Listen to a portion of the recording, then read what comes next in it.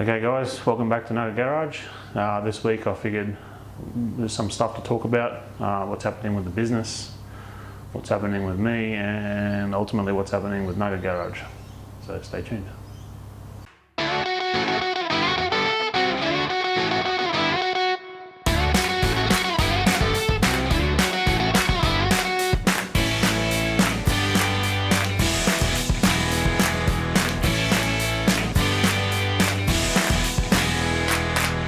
Alright, so some stuff that's happened in the last month or so has triggered a lot of events that I thought were eventually going to happen anyway.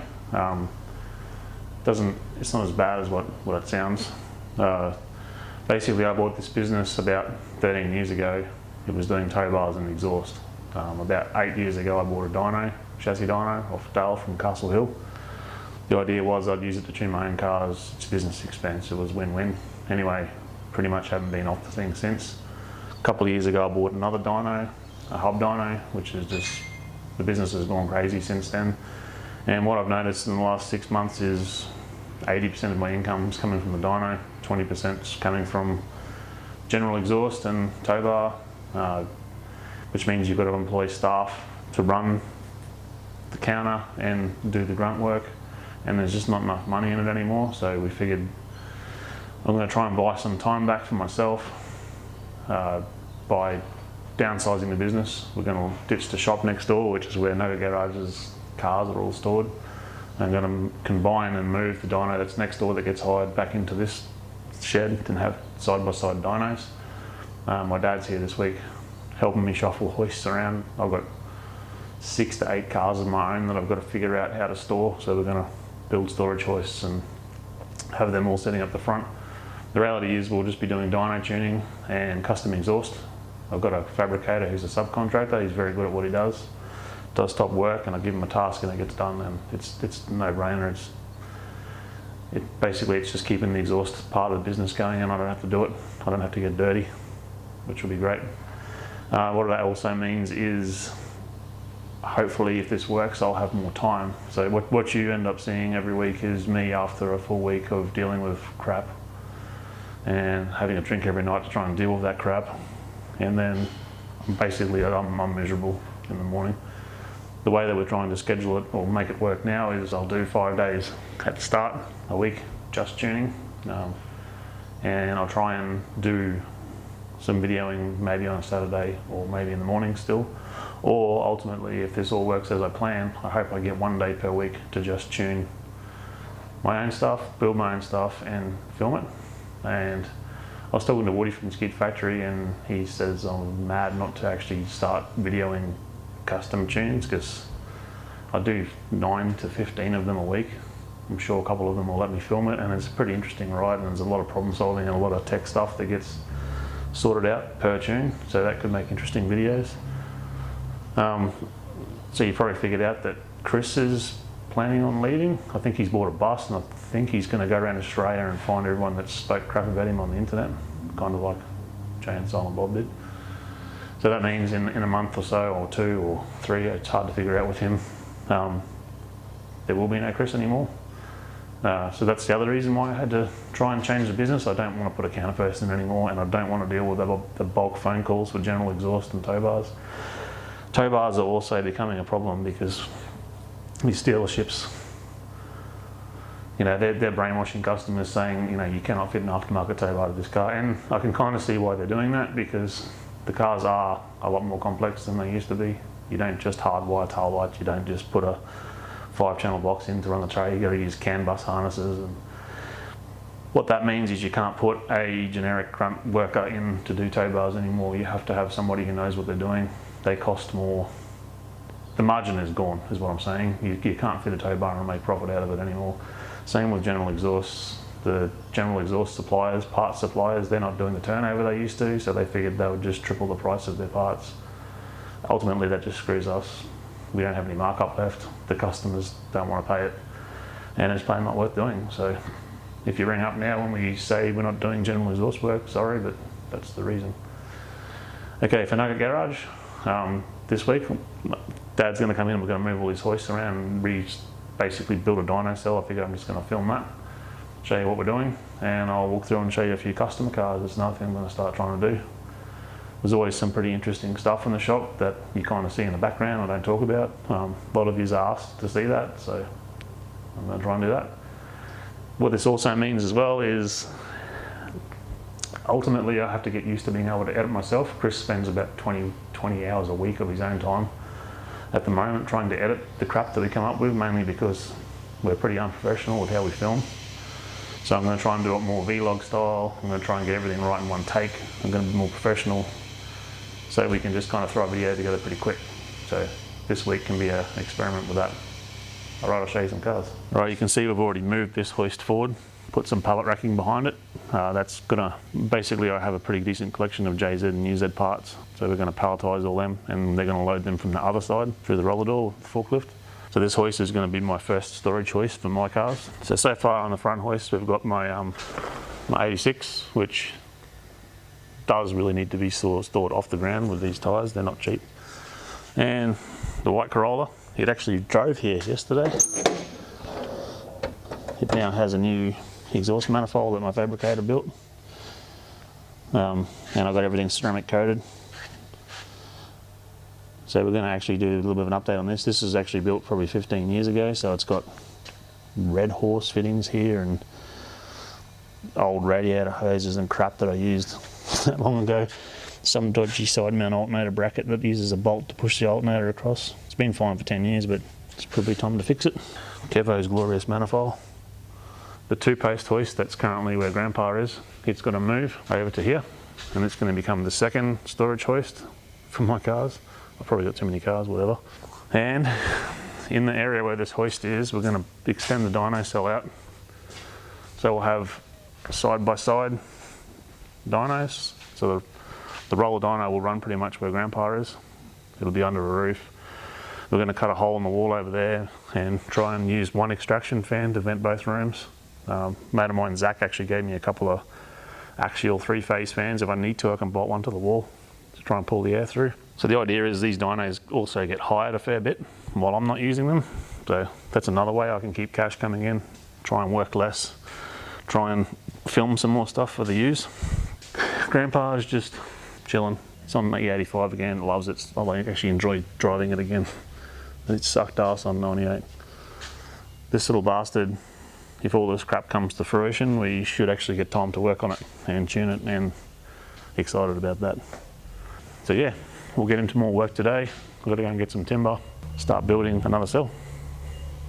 So I think once this wall is down through here, this is going to be where some of my machinery will go. The lathe, probably my guillotine, drill press. Hopefully there's enough room for that. My fabricator guy wants me to build like a little fabrication station, which I think is what this area will become. Got to figure out what's the best tools to put in here, but this little area will become where most of the stuff gets made. And either this hoist or this hoist is going to become the working hoist. We'll play that by ear, figure it out when we get there. Pretty excited about all this actually. I've done 3 days work now at this format and made enough money to float, and my stress is way, way down. This little Honda customer of mine from up the road, it's actually a completely hand-built chassis. I think he's built most of the panels by hand on it. It's getting to the nearly completed stage. I tuned it just recently. It's got a turbo 4AGE in it. Made 270 at the tyres on a relatively, well, I'm not even really pushing it to be honest. Which in a car at this weight is apparently quite sprightly to drive. He's done a lot of engineering on this. All his alloy work he's done himself. All the wiring he's done himself. He's got a mill, goes crazy making little brackets. It's got, you know, twin master cylinders, all the cool stuff. I think he even made his own dash insert. Anyway, the reason why it's back is I'm using an open loop idle strategy on a Siltec, like a 2-valve idle control. And I've obviously got my base duty too high when it's really cold, so it idles pretty high. So it's just here to do a cold start. This RX-7's come in from Loco Mechanical. We won't talk about Loco. Hi Brandon. Basically it's an RX-7 convertible, Series 4. It has some odd stuff going on in the engine bay. Anyway, it had a mistune on it. It was supplied with a Power FC and a whole lot of mess. So I had to do the whole ADM, JDM wiring swap to make that Power FC work on that car. This Supra's come in, it's an NA Supra, it had all the Chinese stuff going on. The customer's wanting to put a 6 boost on it and a current GTX Garrett and make it look pretty, retune it, make it reliable. These used to be a $5,000 car about 2 years ago. They're probably like a $20,000, $25,000 car now. This Crown came in for a tune a couple of weeks ago. Had an Elite 2500 wide on it. It mostly was okay, but it had power and grounding issues and a few issues with uninsulated wires. And anyway, I've gone through and fixed all the problems. I've still got to do a power for the VVTi solenoid. It's for some reason the 12 volt that's supplied to it is not adequate. Also on the dyno I had to run direct power to the fuel pump because it turns out this thing must have a fuel computer in it and it was dropping pressure. We put a bigger pump in it, but it was still dropping pressure, so that fixed that. So I've got to put a relay in it this morning. And then these things have the ECU on the engine bay. I haven't seen a nice solution as yet to get around this, but most people mount the ECU to the top of the fuse box lid or the ECU box lid, which is what I'm going to do today as well. I was going to drop the ECU out of it completely because the Haltech controls the trans and everything, but apparently these things have some multiplex system that talks ECU to dash, and if you disrupt that, you don't have any dash. And this customer doesn't want to put an IC7 or anything in it, so that's the way it had to be. I should be able to tuck all this crap away. It's way better than what it was, and it actually works now. It made 400 neat at 19 pounds on 98 stock engine with a turbo manifold and turbo upgrade. So this is what Aaron had built for the roller dyno. It was never going to work. It's in a really bad spot. It's hard to get in there, and the ventilation was going to require cutting another hole in a rental roof, which is a nightmare later. So this dyno is going to get cleaned up, go back next door. This shed, basically what I thought would happen happened. It just turned into a dead zone for people's crap, which is a shame because we did kind of need room for storage, but this is what happens. This is a mate of mine, Bruce's car. I've got this running now, or he got it running. I've got to finish it off. We remade the manifolds and exhaust and whatnot on it. Pretty cool car, has been off the road for a very, very long time. Here's this piece of shit. This is all the crap I've got to try and palletise. You've got to keep this stuff now because the way everything's going, the prices are ridiculous. So it feels like throwing money in the bin. I did have an engine room that I was going to start building motors in and being more professional, but it ended up just being full of crap, and that's a product of having no time. There's 1.5 JZ here I was going to put together for something. It's got max speeding rods, billet cam, 1J head, CP pistons, all that junk. It'll still happen, just not in here. Somehow I've got to find room for all of this crap too. Yay. But ditching this shed's going to make $2,500 difference to my month. Look at this piece of shit. I wonder if it still runs. You can do it. You can't do it.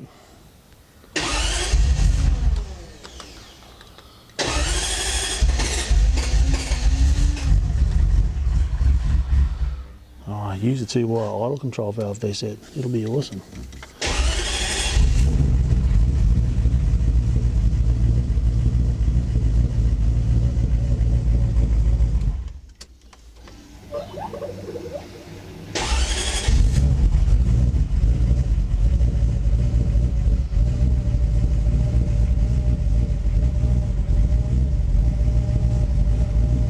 Should be right.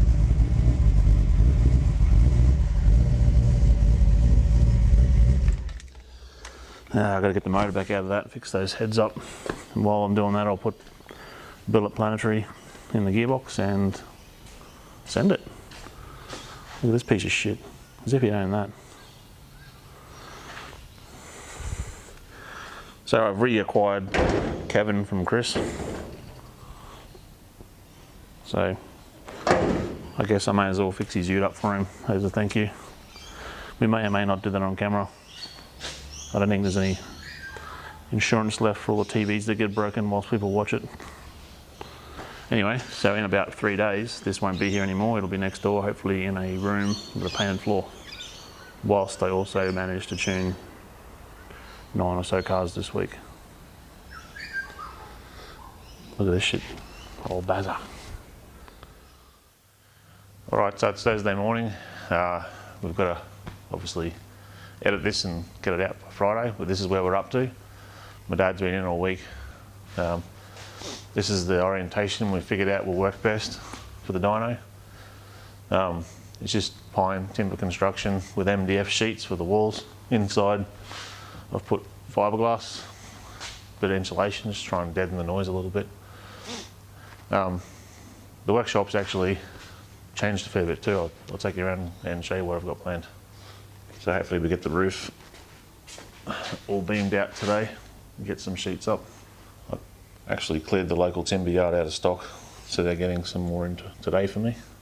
Did a bit of a tune on this thing yesterday. It's pretty cool. It's full built 2J and a billet sequential gearbox. I think I've got to about 890 something rear wheel and ran out of wastegate spring. So these boys are coming in today to change that spring and we'll get back into it again on Friday.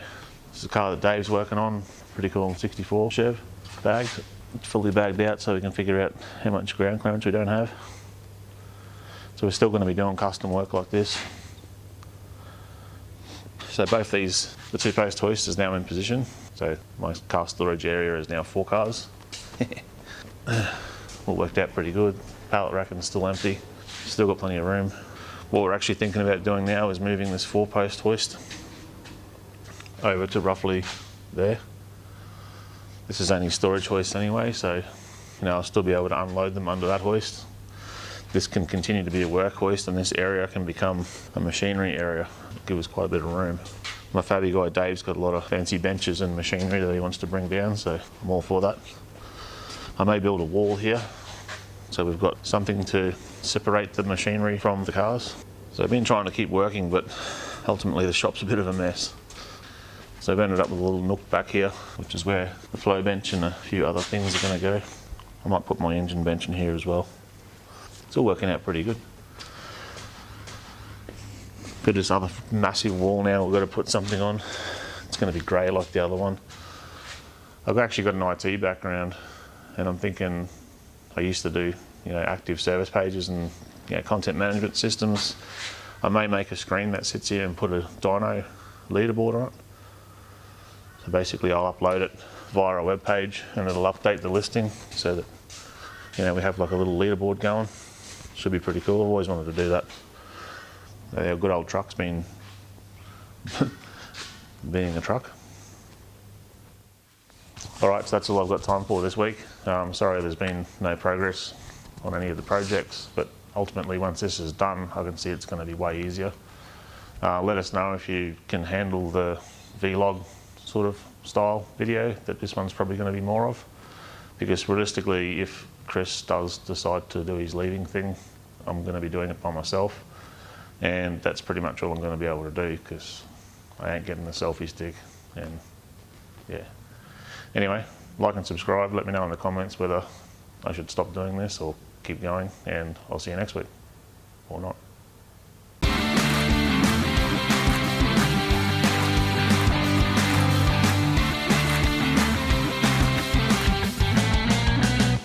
Vlog. Let's do some vlog.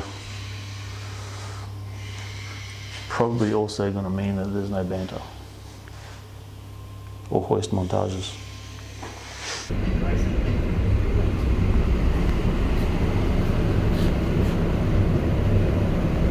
The sequential goodness.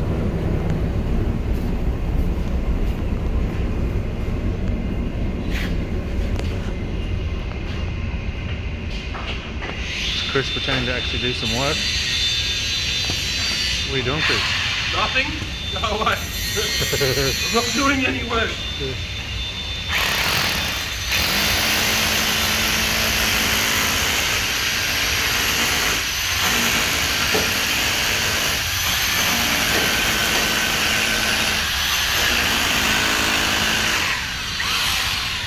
I thought you were just a stupid truck driver. I am. Look at the hand. It's hanging out. He does. Blew your pants out. Be too hard. Look, he does.